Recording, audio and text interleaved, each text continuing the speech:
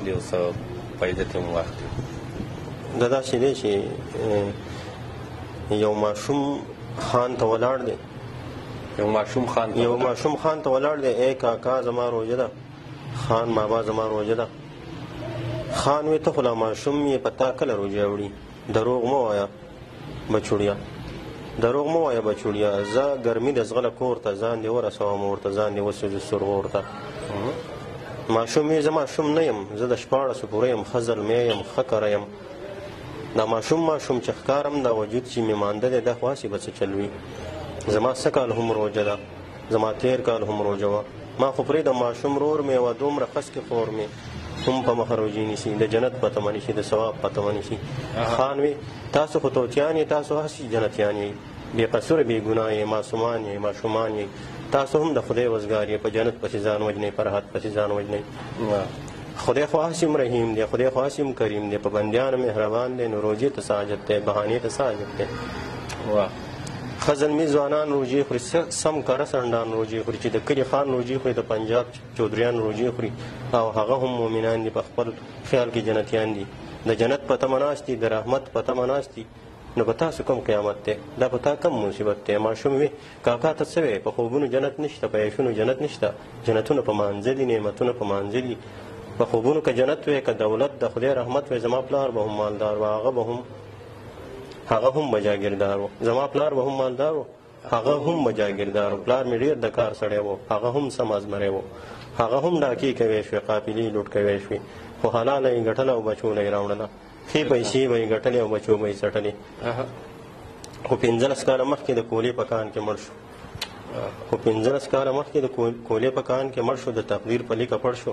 زه په دې وخت کې د کالم نه خفه وم نه خوشحال وم، دا په دې چې زه ماشوم ما لا پل اغستی نه و، دا په دې چې زه ماشوم ما لا پل اغستی نه و، د دنیا نه خبر نه وم، د خفګانه خبر نه وم، د ډوډۍ حاجت مې نه و، د روپۍ حاجت مې نه و، زه په هر څه غولېدم، زه په پیو مړېدم.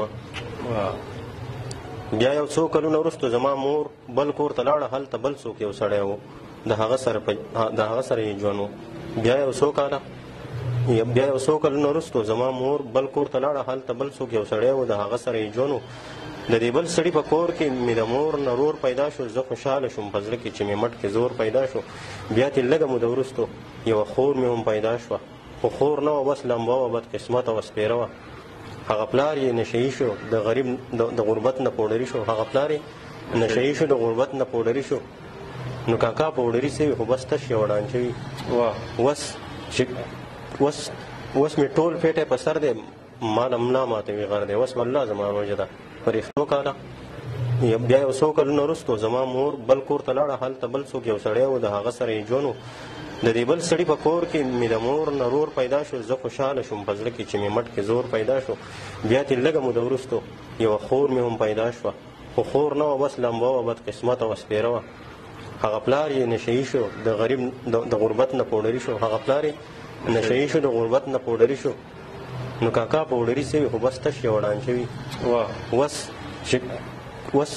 اوس مې ټول پیټی په سر دی، مال ملا ماتوي غر دی، اوس والله زما روژه ده، په رښتیا زما روژه ده. ما له 3 ډوډۍ راواخله، بس دا 3 به مو پوره وي، بس ساده ډوډۍ راواخله، ترکاري دي پکې نه وي، بس ساده ډوډۍ راواخله، ترکاري دي پکې نه وي، د سبو سره به وخوري، د اوبو سره به وخوري. زه دې وږی یم، خیر دی، د بېګانه مې روژه ده، بل بېګانه مې روژه ده. هر سړی وایي ماشوم یې، هر سړی وایي معاف که، مزدوري چېرته شروع که، نوکري چېرته شروع که.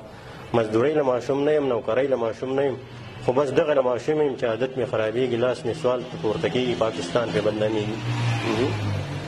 د حیا نه مې روژه ده، د بېګانه مې روژه ده، بس د نن نه مې قسم دی، د سبا نه مې روژه ده. تر هغې به مې روژه وي تر څو پورې ژوندی یم، بس د سوال نه به مې پال وي چې تر څو پورې زلمی یم. بس په زړه کې مې واده ده، د خیرات نه مې روژه ده، د زکات نه مې روژه ده. زه به هغه روژې نیسم چې سبا پسې اختر وي، زه به هغه روژې نیسم چې رښتیا پسې اختر وي. ډېر ښه فیض صاحب، په دغه کلام کې